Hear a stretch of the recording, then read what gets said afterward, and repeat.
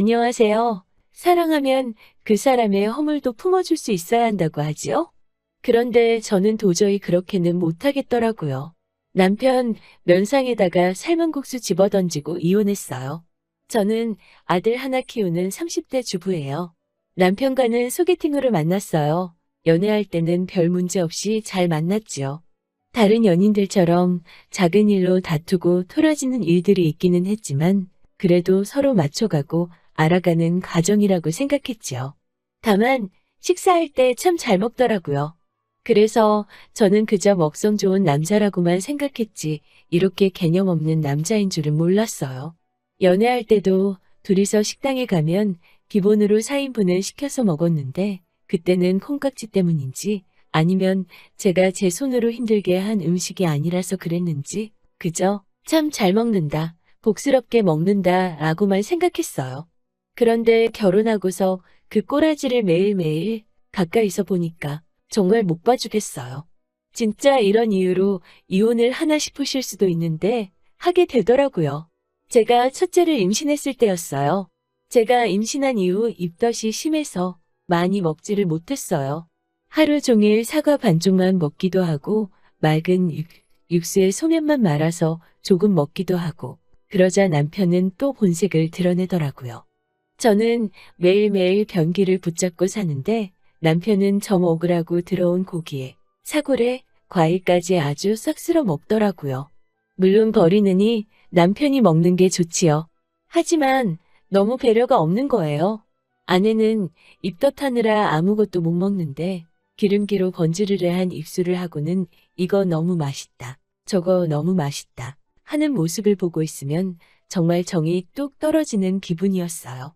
진짜 솔직히 돼지 새끼야 그만 처먹어 소리가 목젖까지 올라왔지만 하지만 혹시나 아이한테 안 좋은 영향을 끼칠까봐 최대한 못 본 척하고 큰 소리 내지 않았어요. 정말 울컥하는 마음이었지만 참고 또 참았지요. 그런데 임신 15주가 지나자 입덧이 점점 사라지고 이것저것 많이 땡기더라고요. 그래서인지 그 비린 붕어죽도 잉어탕도 먹게 되고 사골하고 고기도 정말 맛있고 덕분에 몸무게도 좀 늘고 건강해졌지요. 그런데 제가 이렇게 잘 먹는 게 남편은 꼴보기가 싫었나 봐요. 제가 고수하고 생강을 못 먹거든요. 그걸 뻔히 아는 사람이 냉장고에 있는 국이랑 탕에 고수랑 생강을 잔뜩 넣어 놓는 거예요. 자기는 요즘 그렇게 먹는 게 입맛에 맞다면서 말이죠. 게다가 아침에 일어나면 냉장고에 있어야 할 음식들이 사라지고 없는 경우가 허다했어요. 분명히 어젯밤까지 있었던 과일들이나 빵들이요. 어디 갔냐고 물어보면 실실 해죽거리면서 나는 모르겠는데? 라고 시치미를 떼는데 본인은 귀여워 보일 거라고 생각했는지 무슨 생각이었는지 모르겠지만 진짜 그럴 때마다 한 대 패주고 싶은 마음이 굴뚝 같았지요. 그리곤 한 번은 명절 당일이 되었는데도 영 몸이 안 좋아서 친정도 갈 수가 없겠더라고요. 어쩔 수 없이 집에서 쉬고 있었지요. 전날 시댁에 내려간 남편은 명절 당일날 오후에 집에 돌아왔어요. 하루 종일 혼자서 누워만 있다 보니 힘도 없고 귀찮기도 해서 계속 굶었거든요. 그랬더니 어느 순간 허기가 몰려오더라고요. 아픈 몸을 이끌고 부엌에 가니 밥도 없고 라면도 없고 명절 당일이라 뭘 시켜 먹을 수도 없어서 우선 쌀을 씻어 밥통에 넣었어요. 밥이 되기를 기다리는데 일단 한번 배가 고프다는 걸 느끼고 나니까 공복감이 급격히 커져서 저도 모르게 아 배고프다라는 말이 저절로 나오더라고요. 그때 마침 남편이 현관으로 들어오더라고요. 보통 명절에 시댁이나 친정 다녀오면 어른들이 음식을 좀 챙겨주시잖아요. 그래서 음식 좀 싸왔냐고 하니까 없다고 하더라고요. 귀찮아서 안 들고 왔다면서요. 자기 차 끌고 갔으면서 집에 혼자 앓고 있는 제 생각 좀 해서 싸우지 싶었으나 그냥 말해 뭐 하나 싶어서 아무 말 안 했어요. 그런데 남편이 갑자기 차에 두고 온 게 있다면서 얼른 갔다 온다고 하더니 20여 분이 지났는데도 안 들어오는 거예요. 차에 두고 온 거를 가지러 간다고 나간 사람이 왜 이 시간이 돼도 안 들어오나 싶어서 제가 내려가 봤지요. 저희는 빌라에 살아서 주차장이 손바닥만 하거든요. 그런데 걱정해 준 게 아까울 정도로 뒤지고 자시고 할 필요가 없었어요. 1층에 내려가니 남편이 주차장 차 주차해 놓은 곳에 쪼그려 앉아서 뭘 하고 있는 것 같더라고요. 제가 가까이 다가갔는데 남편 꼴을 보고 진짜 남편을 걷어찰 뻔했어요. 명절 음식으로 싸주신 전하고 갈비찜, 식혜 같은 걸 자동차 옆에 쪼그리고 앉아서 우걱우걱 씹어먹고 있더라고요. 양볼이 터지게 집어넣고 말이죠. 너 거기서 뭐 하냐고 묻자 입에 음식이 가득해서 말도 똑바로 못하면서 쩝쩝거리는데 진짜 발로 걷어차버리고 싶더라고요. 남편이 전하고 갈비찜, 식혜 같은 명절 음식을 좋아하는 건 알지만 아무리 그래도 지 좋아하는 거라고 아내 주기 싫어서 거기서 혼자 먹고 있는 게 말이 되나요? 정말 그 순간 감정이 식고 이런 사람이랑 계속 살아야 하나 싶더라고요. 하지만 뱃속에 아기가 있으니 꼭 참고 넘어갔어요. 그렇게 첫째를 품에 안았어요. 그런데 첫째가 조산으로 태어나서 소아천식으로 굉장히 고생을 많이 해요. 감기가 조금만 심해져도 폐렴으로 진행될 수도 있고 그래서 가족 내 아픈 사람이 있으면 굉장히 위험하다고 하더라고요. 면역 자체가 약하니까 늘 노심초사한 마음으로 키워야 하지요. 그런데 며칠 전 지난밤부터 고열과 발작적인 기침으로 아이가 고생을 하기 시작했지요. 수액과 미지근한 물로만 버티면서 기침 때문에 10분 이상 잠을 못 자고 끓어오르는 열로 몸이 불덩이 같더라고요. 도저히 안 되겠어서 병원에 데려가려고 차키를 찾는데 차키가 안 보이는 거예요. 남편한테 분명히 차를 두고 가라고 했거든요. 남편도 애가 아픈 걸 알고 혹시 모르는 상황이 있을 수 있으니까 말이에요. 그런데 남편한테 전화하니 차를 가져갔다고 하더라고요. 남편 회사가 걸어서 10분 거리에 있는데 추워서 차를 끌고 갔다는 거예요. 진짜 아빠라는 사람이 제정신인가 화가 머리끝까지 날 대로 났지만 일단은 택시를 불렀어요. 저희는 지방에 살기 때문에 입원시킬 병원에 가려면 1시간을 넘게 가야 하거든요. 의료원이나 조금 큰 병원이 근처에 있긴 하지만 소아과 전문의가 없고 애가 워낙 약하다 보니 급박한 일에 대비할 수 있게 다니던 소아과에서는 늘 되도록이면 대학병원으로 가라고 했거든요. 급한 대로 택시를 타고 다니던 소아과에 가서 일단 해열주사랑 병원 소개를 받고 소견서 첨부해서 왔어요. 오는 길에 출발 전에 애기 먹이려고 죽도 하나 사서 새 그릇으로 소분해 왔네요. 대학병원으로 가려고 집에 와서 바로 부랴부랴 짐 싸고 친정에 도와달라고 전화한 뒤 죽이라도 한술 먹이려는데 남편이 왔어요. 그 얼굴을 보니까 또 마구 화가 도지는데 일단 내 상황이 급하니 꼭 참고 있었지요. 집에 온 아빠라는 작자가 애 괜찮냐는 소리는 안 하고 점심 먹으러 왔다고 집에 오자마자 냉장고를 뒤적거리고 있더라고요. 제가 점심은 대충 해서 얼른 먹고 일단 애기 죽만 좀 몇 수저라도 먹여달라고 부탁을 하고 짐을 싸고 있었어요. 그런데 보아하니 애는 한 숟갈 먹고 기침하고 토하고 한 숟갈 먹고 기침하고 토하고 를 반복하다가 결국 안 먹겠다고 입을 닫아버렸더라고요. 그러자 남편이란 작자가 아빠라는 작자가 애한테 먹어야 낫지 한 숟갈 먹어봐라고 먹이는 신용 대충 몇 번 하더니 그릇에 들어 자기 입으로 들이붓네요.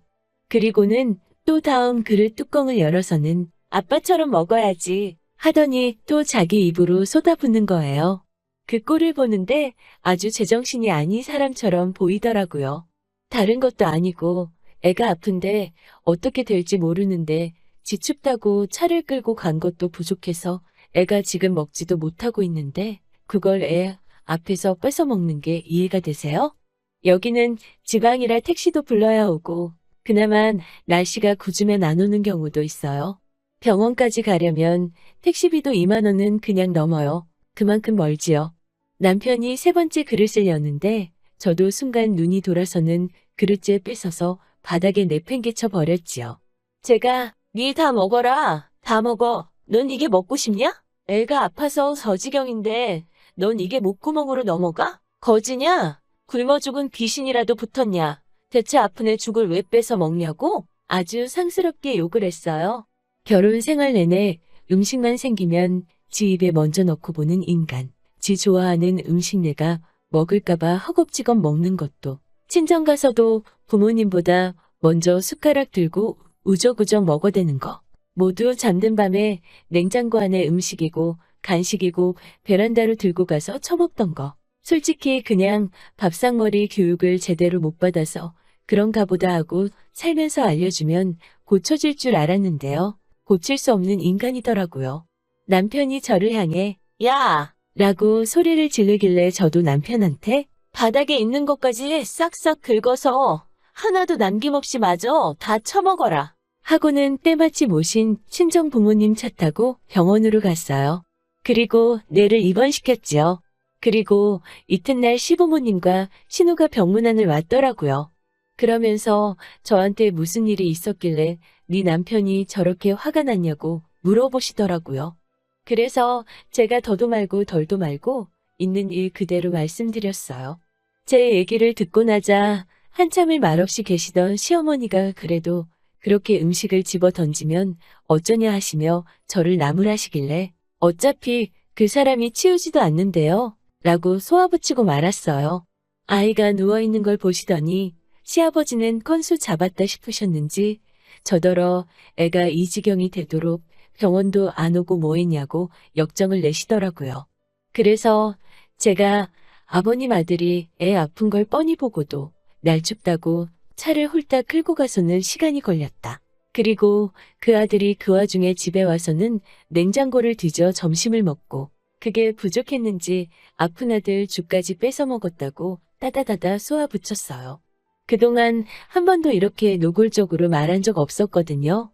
결국 시부모님도 아무 말 못하시고 신우만 미안하다 하고 돌아갔어요.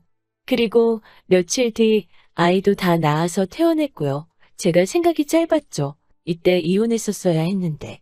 몇 달 뒤 저희 삼촌이 돌아가셨어요. 저희 삼촌은 평생을 혼자 사신 분이라서 따로 챙겨줄 가족이 없으세요. 그래서 가뜩이나 더 복잡한 심정인데 남편이란 작자는 뭐가 그렇게 신났는지 자기가 장례식장을 많이 다녀봐서 음식은 잘 안다면서 자기한테 맡기라고 난리더라고요. 도저히 신경 쓸 여유도 없고 해서 알아서 하라고 했지요. 그랬더니 세상에 이 인간이 조문객들은 삼촌처럼 일찍 돌아가시지 말고 오래오래 장수하시라고 육개장을 장터국수로 바꿔놨더라고요. 게다가 머릿고기는 또 지가 좋아하는 족발로 바꿔놨어요. 제가 아니 이게 무슨 짓거리야? 라고 하니까 왜 화를 내냐면서 손님 대접은 제대로 해야 한다고 개소리를 하더라고요. 장터국수는 어디 의정부 어디 국수집에서 육수를 특별히 공수해 온 거고 머릿고기는 웃돈을 줘서 족발로 업그레이드 한 거라고 자랑을 하면서 어디 유명한 족발 맛집에서 특별히 주문한 거라고 일반인은 어디 가서 이런 족발 돈을 얼마를 줘도 못 먹어본다고 저한테 자랑을 하더라고요. 그러더니 저한테 일부러 남을 정도로 넉넉하게 주문했으니까 집에 갈 때 꼭 족발 좀 챙기라며 저한테 되도 않는 윙크로 신호를 하는 거예요. 그 윙크하는 눈을 보는 순간 진짜 옆에 있던 젓가락으로 감고 있지 않은 다른 쪽 눈을 그대로 찔러버리고 싶더라고요. 그러면서 내가 이 인간이랑 더 살면 둘 중 하나는 진짜 사단나겠다는 생각이 들었어요. 결국 남편한테 밖으로 따라 나오라고 하곤 나가는 길에 말아놓은 국수를 손으로 한 움큼 퍼들고 뒤따라 나갔어요. 그리고선 뒤따라 나오던 남편 면상에다 있는 힘껏 국수를 집어 던졌네요. 가닥가닥 남편 면상이며 정장에 들러붙고 볼만하더라고요. 남편이 이게 뭐하는 짓이냐고 아주 생난리가 났죠. 밖에서 소란스러운 소리가 나니까 남편 친구들이 다 튀어나오고 저희 친정 식구들 나오고 난리가 난 거지요. 제가 정말 죄송한데 이 식충이랑은 더는 못 살겠다고. 이 사람이랑 하루라도 더 살면 진짜 둘 중 하나는 죽는 꼴 날 것 같다고 말했네요. 그러면서 이 돼지 같은 인간아, 네가 사람이냐 진공청소기냐 분색이냐 도대체 왜 음식을 보면 환장을 해서 앞뒤를 못 가리냐? 고 고래고래 소리를 쳤네요. 남편의 식탐을 이미 알고 있었는지 친구들은 재수씨 미안하다며 얼굴에 국수가 달라붙어 있는 식충이를 끌고 나갔지요. 그 후로 이렇게 간단하게 이혼해도 되나 싶을 정도로 쉽게 이혼했어요. 처음에는 시댁에서 뭘 그런 걸로 이혼까지 하냐고 저를 설득하시려고도 했지만 제가 워낙 세게 나가니까 결국 알겠다 하시더라고요. 집은 팔아서 반만 가지기로 하고 대신 적금과 양육권은 제가 갖기로 했어요. 양육비도 한 달에 100만 원씩 받기로 했네요. 마지막으로 법원 앞에서 보는데 같이 살 때보다 더 뒤룩뒤룩 살만 쪘더라고요. 볼일이 끝나고 집에 가려는데 법원 앞에 있는 국밥집 앞에 멈춰서선 점심때가 지났는데 국밥 한 그릇 먹고 헤어지자길래 제가 어이가 없어서 빤히 노려봤지요.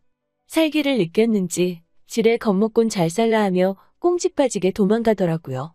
이렇게 허무하리만치 짧은 저희 결혼 생활은 막을 내렸어요. 못 믿는 분도 계실 거고 설마 사람이 저럴 수가 있나 하실 수도 있는데 사람이라 가능한 일 아니었을까 싶어요. 되지도 아픈 지 새끼 앞에서 사료를 뺏어 먹진 않을 것 같네요. 식탐이라는 게 뭐 다들 다른 이유에서 갖게 되는 병일 수도 있지만 저는 기본적으로 상대에 대한 예의나 배려가 부족하기 때문이라고 생각해요. 들어주셔서 감사하고요. 좋은 하루 되시고요. 맛있는 음식 소중한 분들과 꼭 나눠 드시고요.